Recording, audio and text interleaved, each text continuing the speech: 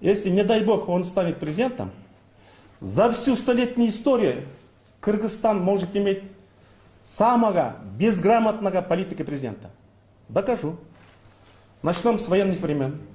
Разаков учился в Москве, лет 10 работал там и начинал простого сотрудника Госплана Узбекистана.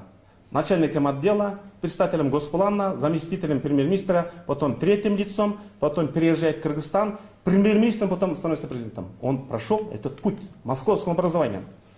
Усубалиев учился в Москве, лет 10 работал в Кремле, рядом с Сталином. Аппараты Кремля работал. Масалиев учился в Москве, начал работать от рядового шахтера, райком, горком города Бишкек, Сибирская область, Кремль, потом первым сектором стал.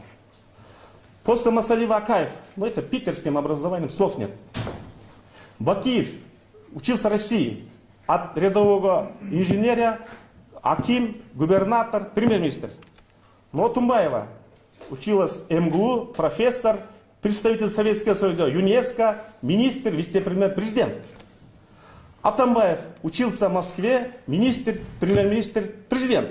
Даже Сооронбай Шарипович имел высшее образование в сельхозакадемии, работал директором совхоза, депутат двух созывов, председатель комитета, министр сельского хозяйства, губернатор, замруководитель администрации президента, премьер-министр, президент.